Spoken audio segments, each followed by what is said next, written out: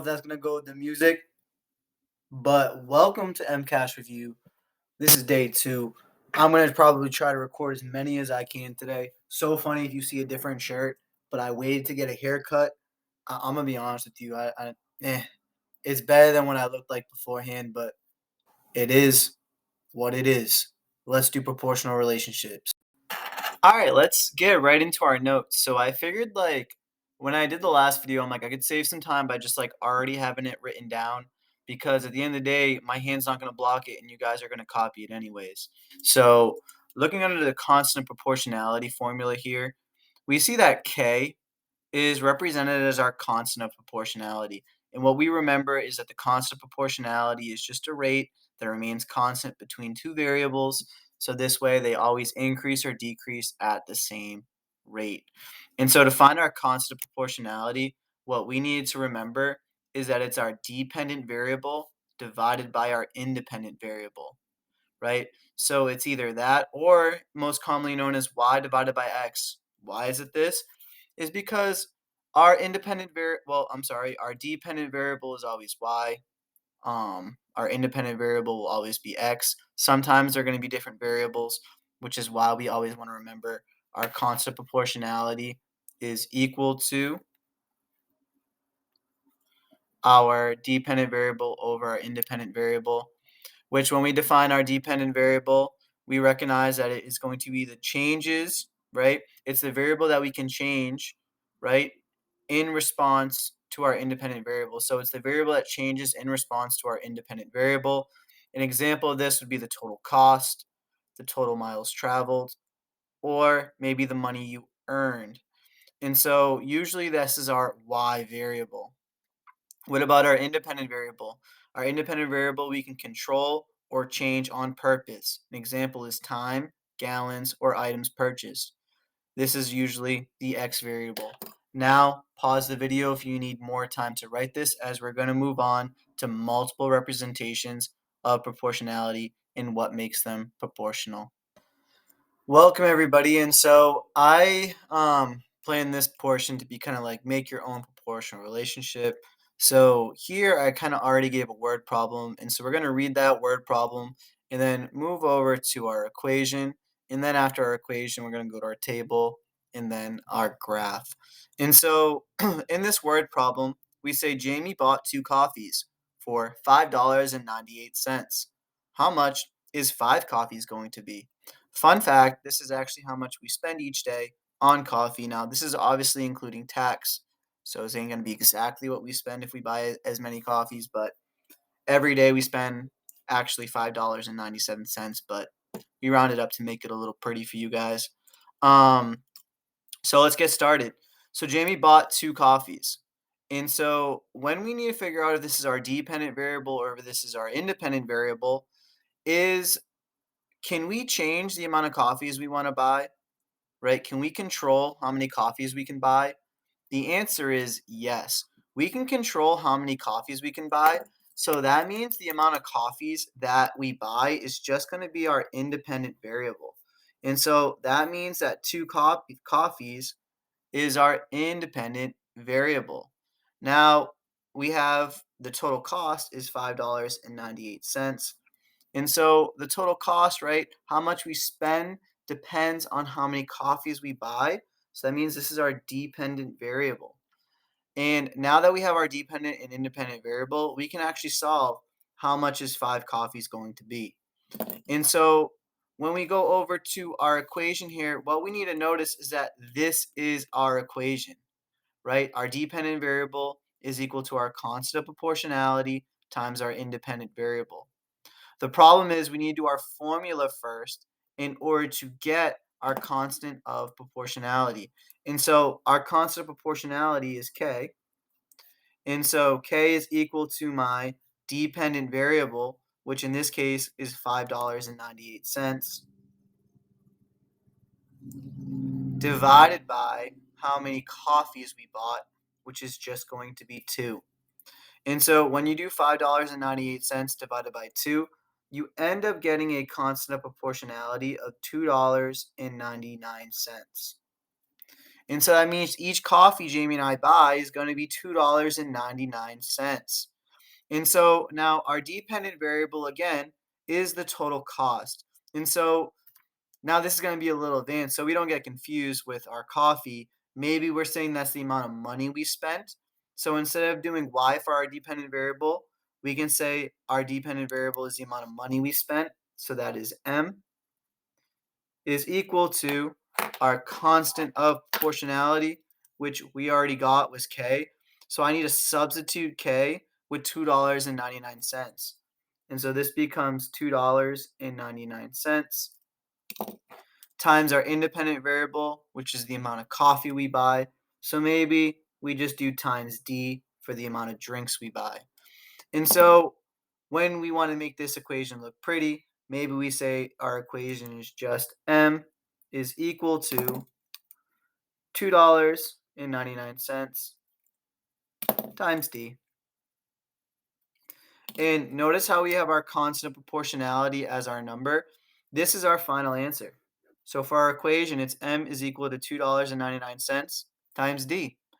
And so what we end up seeing is that one coffee, so what this tells us actually, if I was to put this in words, that it's $2.99 per coffee. And so this statement here is actually pretty interesting because it gives us our independent and dependent variable, right? Our independent variable is always after the per, and our dependent variable is always to the left. So it's always our dependent variable per our independent variable. And so keep this in mind as we go. And so now here we have our table. We want to go from our equation to our table. And so one interesting part about tables is one point that you can always have in a table if it is proportional. If your table is proportional, you can have your origin. So that's 0, 0. And right, you always want to have your independent variable on the left and your dependent variable on the right. So maybe I just make my dependent variable M and my independent variable D. And so D is on the left, M is on the right. So again, I already have this. If I buy one coffee, that's going to cost $2.99.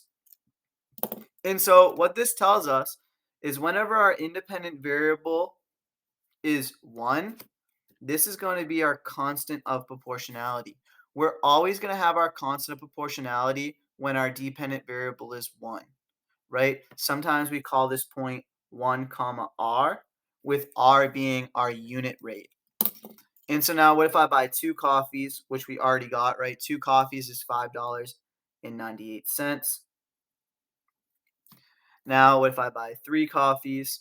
Well, 3 coffees, all I got to do to go from my dependent variable to my independent variable to my dependent variable is to multiply this by our constant of proportionality. So I got to do 3 times $2.99. And when I do 3 times $2.99, I end up just getting $8.97. And so what about if I had 5 coffees? Well, you do the same, right? I can multiply my independent variable by my constant of proportionality, aka my unit rate, and I end up getting that this is going to be $14.95. And so if I want to name on the bottom here 4 comma $11.96, which this is our point, right? What this says is on the left is my independent variable and on the right is my dependent variable. So this says I bought 4 coffees for $11.96. So if I was to write this out, Jamie bought 4 coffees for $11.96. And so see how we were just writing this? We're saying Jamie bought 4 coffees for $11.96. This is how you describe a point with words. And so on MCAS, you guys are going to have to describe a point with words. And so what we want to make sure is that we describe our dependent variable and we describe our independent variable and our dependent variable. We don't want to just write 4 comma 1196. We want to actually use what these variables represent.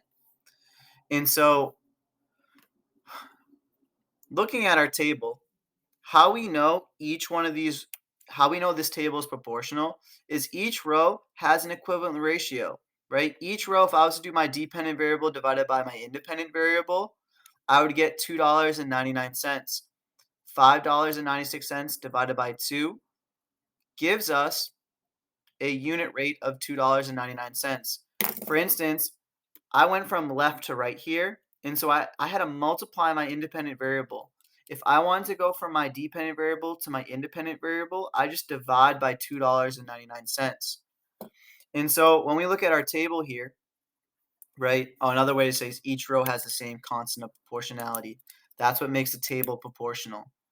And so if you had to decide if this table is proportional, you would just do your dependent variable divided by your independent variable in each row. First off, we see we have our origin here, right? Our origin is just 0, comma 0. And now when x is 1, when our independent variable is 1, our dependent variable, aka the money that we spent and the coffee that we bought, and so ends up being $2.99. This is an important point. Again, this is 1, comma r. You will always get your unit rate when your independent variable is 1. And so what about when we bought 2 coffees? Well, 2 coffees was $8.97. So we go up to $8. Oh, I lied. 2 coffees was $5.98. Now in MCAS, these tables will already be given. We're just kind of shorthanding this. 3 coffees cost $8.97. And then finally, here we have 4 coffees, which is actually down here, $11.96. And then 5 coffees would have been what we got as $14.95. And then what we could do is connect these. And so we see that our line goes through our origin, right? What we can see here is that a graph is proportional if the line is straight. This is a linear line, which means it's straight, right? This line is straight. And it goes through the origin. So this goes through 0, comma 0. Remember, that is the starting point. What our origin means here, that 0 coffees costs $0. And that was our first problem. All right, in this portion, we're going to go right into problem 1 and 2. So example 1 and 2, technically this is 2 and 3, but whatever. So a vehicle uses 1 1/8 gallons of gasoline to travel 13.5 miles. At this rate, how many miles can the vehicle travel per gallon of gasoline? And so when we read this, right, we want to use context clues. This is our question.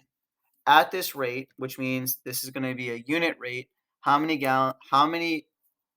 far can this travel per gallon of gasoline? So how many miles per gasoline? What y'all need to remember is that this is always labeled as our dependent variable per our independent variable. And so what that means is our dependent variable is miles per our independent variable, which is gallons. And so what that means is 1 1/8 gallons of gasoline is our independent variable, and our dependent variable is the amount we traveled, which is 13.5 miles. And so this word rate indicates we need to find our constant of proportionality. And so we know our constant of proportionality, CO P is also known as our K value, which is our dependent variable divided by our independent variable. And so in this case, our dependent variable is going to be our miles divided by the number of gallons we're using, which is G. And so what this means is I need to do what we remember too in division, right? Is that our numerator is our dividend, our denominator is our divisor, and that this fraction bar means division. And so we go from a fraction to a division sentence, which is just dividend divided by divisor, right? Dependent variable divided by independent variable. So this becomes, right, miles traveled was 13 and a half divided by 1 and 1/8 gallons, which would be our K. And so we call this a complex fraction. Why? Because we have our numerator, which is our dividend, our divisor, which is our denominator. So again, dividend, this is just 13 and a half divided by our divisor, which is our independent variable, 1 and 1/8. And so now we just have a fraction divided by a fraction. So we do around the world. So 2 times 13 is 26 plus 1 is 27. So this just becomes 27 over 2 divided by 8 times 1 is 8 plus 1 is 9. So 8 times 1 is 8. And then we add that to our numerator, and this just becomes 9 over 8. And remember, when we're dividing two fractions, we just got to do keep, change, flip. So keep, change, flip. This is also called the multiplicative inverse. So we keep our dividend. We change from division to multiplication. And then we take the reciprocal of 9 over 8, which just means we flip it. So this becomes 8 over 9. And so now we have 27 times 8, which maybe we just do that on the side real quick if you don't remember, or can't do that in your head, I should say. 8 times 7 is 56, so we regroup our 5. 8 times 2 is 16, plus 5 is 21. So that means 27 times 8 is just 216. And so we end up getting that this is 216 over 18. And so now clearly we need to simplify, right? So before we simplify though, let's look at our possible answers. We can clearly see that this number is bigger than 1, and it's a lot bigger than 1, right? So that means 16 over 243 is not possible. So we want to cross that out. Not an answer.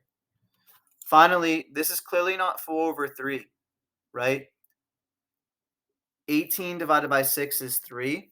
216 divided by 6 is nowhere near 4. So that's not possible. Which means it's either going to be 12 or 13. So either you long divide this or you use these possible answers to see if you get the right choice. For instance, if you do 12 times 18, will you get 216? Or if you did 13 times 18, would you get 216? Well, I'm just going to show you the long division portion here. And so 216, 18, right? 18 goes into 2 0 times. 18 goes into 21 once. And so 21 minus 18 is 3. Carry down our 6. 18 goes into 36 2 times. And so we clearly see that our answer is just 12. So K is equal to 12, which means our answer is C. Now for example number 2, we have a factory makes rectangular sheets of cardboard, each with an area of 2½ square feet. Each sheet of cardboard can be cut into smaller pieces of cardboard measuring 1/6 square feet. How many smaller pieces can each cardboard make to a sheet can the cardboard provide? And so they call this proportionality, but really this is a division problem. What we remember is that our total area is our dividend and the smaller pieces is just our divisor. And so what that means is the total area is just going to be our kind of dependent variable in this case. and the pieces that we're cutting, since we can control it, is our independent variable. So this just means it's 2 1/2 divided by 1/6, right? Because it's dividend divided by divisor. And this is what we learned in 5th grade. For some reason, they're calling this proportionality, which makes it a 7th grade standard.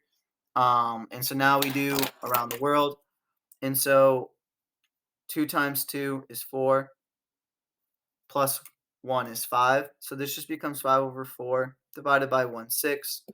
Then remember, when we're dividing fractions, we just do keep, change, flip. And so we keep 5/4, we change from division to multiplication, and then we flip 1/6 to be 6/1. And so this just becomes 30/4.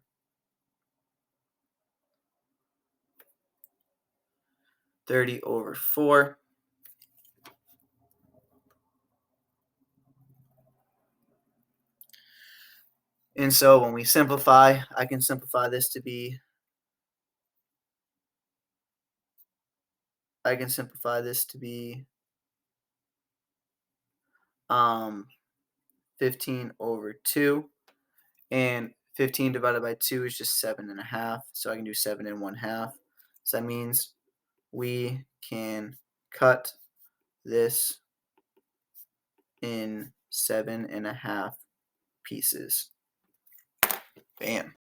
My goal here is to go a little quick. So here we're doing proportions, and what we remember is that proportions are two fractions separated by an equal sign. So, or I could say two ratios. Fraction equals ratio in some sort. And so here there are 5 oranges for every 3 tangerines. So we can say this as oranges over tangerines. And so again, we have how many oranges? We have 5 oranges for every 3 tangerines. This is our ratio. And so what we're told is there were 20 oranges in the box. And so to write a proportion, right, it's just an equal sign. How many oranges were there? Well, there was 20 oranges. Do we know how many tangerines yet? The answer is no, so we just have that over x. And so there's 2 ways to solve this problem. On this one, you can clearly see what x is going to be, right? So what do you multiply 5 by to get to 20? The answer is just 4. So you do 4 times 5 to get to 20. And whatever we do to the top, we need to do to the bottom. And so again, we multiply it by 4. This tells us just x is equal to 12. And so that means that there's 12 tangerines. Now, if it's not as simple as that, and it's not as easy to see, you could do something called cross multiplication. And so I like to do the butterfly method on cross multiplication. And so that's when you circle going across, making a pretty little butterfly. 5 times x is just 5x is equal to 3 times 20, which is just 60. And so this becomes a one-step equation. The inverse operation of multiplication is division. So you divide both sides by 5 and end up getting that x is just 12. And that was this video.